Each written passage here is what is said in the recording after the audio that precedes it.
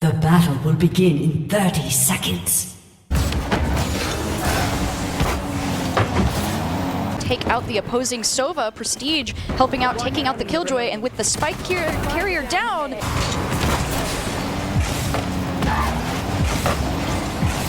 Welcome to Summoner's Rift. A champion has been slain. A champion has been slain. Executed. Hi everybody, I'm Mark DeArmond, a middle school math teacher from Whidbey Island, Washington. I'm also a state board director for the Washington Education Association, a level 2 judge for Magic the Gathering, and have over 20 years of experience running live-action role-playing events. This is the video presentation of my dissertation defense. You are legendary. Yeah, thanks, but I think I've got it from here. You are unstoppable. So, my dissertation is titled Understanding the Present and Preparing for the Future in Collegiate Esports. I've used a 3-article dissertation structure, which contains 5 total chapters and 3 different studies. It begins with an introduction, followed by the 3 studies: a literature review, a descriptive quantitative study, and a concurrent nested mixed methods study. It concludes with a synthesis of results from these studies. Esports was chosen as a topic due to its growing prominence as a varsity sport at the collegiate level.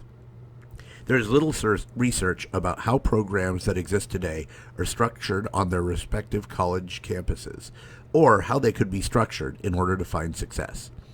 Also, how success of esports programs is defined, as well as many other aspects of esports, remain unexplored. This dissertation uses a macro, meso, micro analysis structure. This structure, as defined by Malden in 2020, begins by taking a broad analysis of a topic, and through multiple examinations, narrows focus until individual elements are scrutinized in greater detail. The macro element looks at existing literature that could be used to inform esports teaching. The meso element looks at how esports programs are situated within their college landscapes. And the micro element examines what success looks like in existing collegiate esports programs. In the first study, which was presented at the AECT International Conference in 2022, we examined literature based on the esports ecosystem as presented by Anderson et al. In 2018, to gain a greater understanding of what aspects of esports the literature had been focusing on. The esports ecosystem consists of 4 primary roles, shown here in gray, centered around the players and the games. These 4 roles, strategists, organizers, entrepreneurs, and content creators, represent the potential career paths for individuals involved in esports, beyond those competing on the battlefield. The first research question focused on uncovering what literature could be used to help inform individuals' interests in learning about these roles. The second research question examined what articles were focusing on, if not on these roles. The results can be seen here in this histogram, where the vast majority of sources did not apply to any specific role in Anderson's ecosystem. The most commonly found topics that coincided with an existing role were articles discussing the future and growth of esports. Topics about strategy were largely found in gray literature, and articles about content creators and organizers were largely absent. Second cycle coding examined those articles found in the general category, and it came up with the following themes.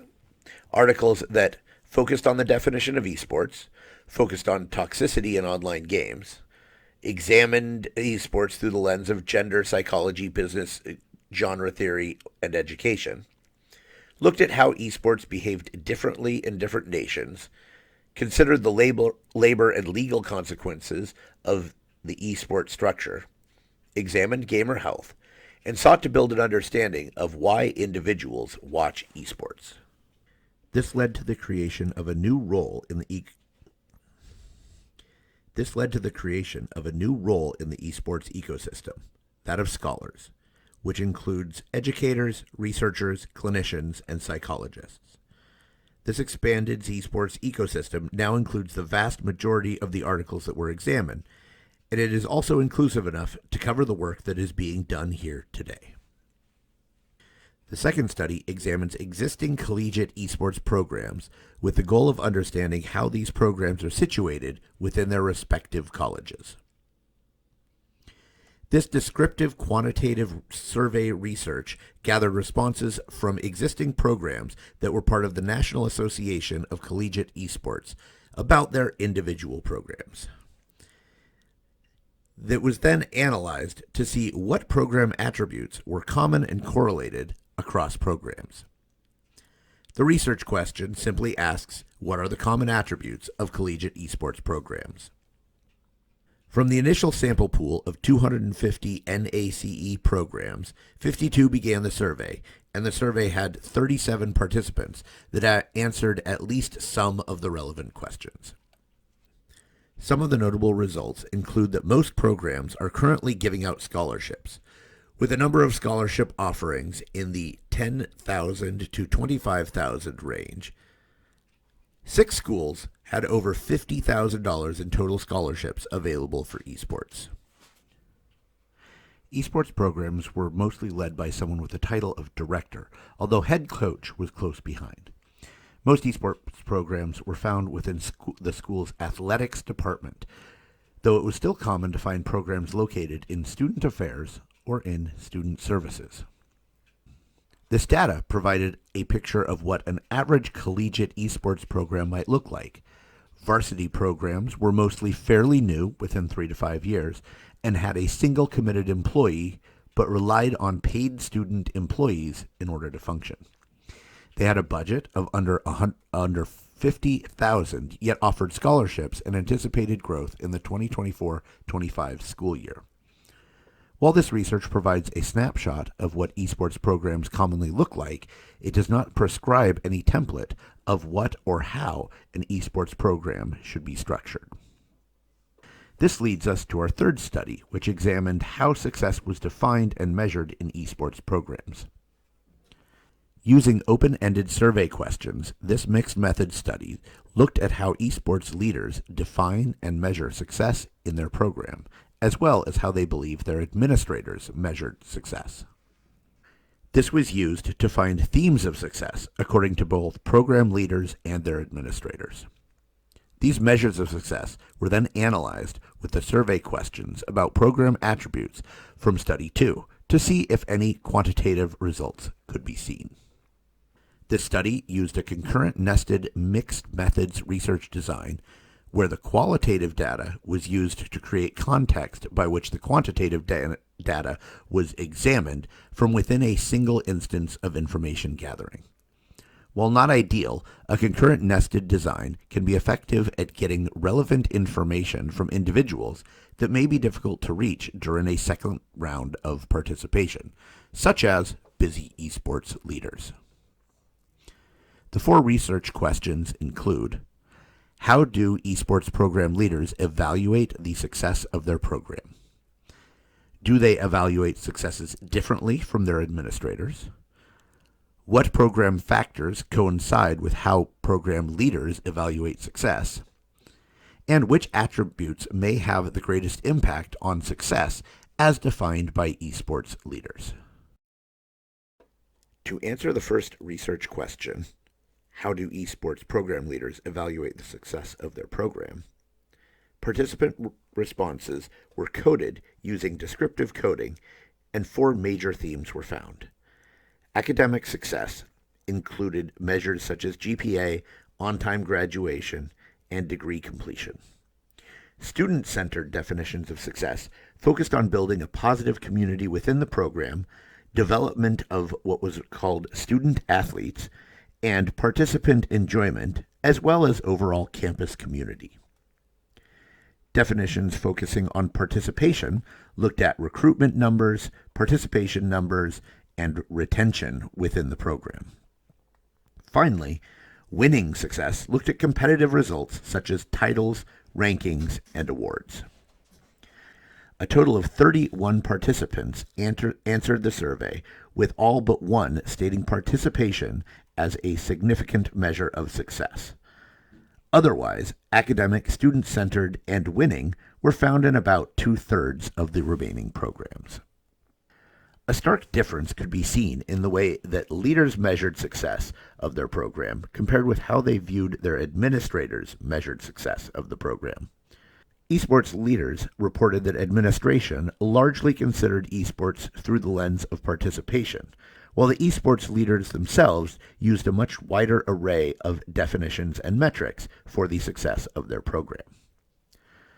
Using the chi-square test, correlation was found that programs who had focused on academic definitions of success were more likely to have won championships, but were not more likely to have a higher GPA in their program. Programs that focused on student-centered definitions of success were more likely to be private, and programs that focused on winning were more likely to be from the Midwest. Because almost all programs valued participation, it was not possible to find correlation between it and any specific program factors. A regression analysis was performed to see which program factors may influence specific questions that focused on success as defined earlier in the study. Unfortunately, these results were not anywhere near statistically reliable. An ally has left the game.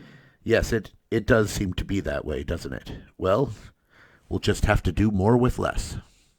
A couple of event state diagrams were built to show interactions regarding various topics. Here we see that programs who use academic measures of success, displayed by the circle in the middle, which is made up of academic success, graduation, and careers, has a correlation with the survey question about having won championships. Correlation was also found between programs with a high GPA and those having won championships. However, no correlation was found between programs that used academics as a measure of success of their program and the overall program GPA. This suggests that if you focus on academics, you may win more, but your program GPA probably isn't great. This second event state diagram shows the correlation between 3 survey questions that match with measures of success: program size, matching with participation, GPA, matching with academic success, and championships, matching with winning. These 3 big blue circles. And what program factors positively correlate with those measures of success in the little blue dark rectangles. Here we see that program size has a negative correlation with program GPA and the number of championships, while GPA and championships have a positive correlation with each other. This suggests that the goal of having a large program and the goals of having a high program GPA or championship wins may be at odds with one another. Additionally, we see that factors, such as number of staff, correlate positively with all measures of success. And public schools tend to have bigger programs, while private schools tend to have winning programs. Additionally, programs that tend to offer scholarships tend to win more. In the conclusion, each study was summarized and synthesized to see what results these studies could present as a body of research that was not visible from the individual studies. 3 main points were found. First, in the literature review, several articles posed the question, is esports a sport? And are we now calling gamers athletes? The research here shows that this debate has largely been settled as esports have found a home in the athletics department of their respective schools. These 3 studies together show that esports are being considered sports. However, esports are still largely being viewed through the lens of a student activity, with hopes of growing the program and increasing participation, rather than goals like wins, which tend to be more common in traditional sports. Second, studies in the literature review suggested amazing opportunities in esports for content creators, yet there are very few studies about esports content creation. While this research shows that most programs do stream esports matches, they tend to do so to an audience of less than 20 viewers. The dream of significant content creation is not yet being realized across collegiate esports programs.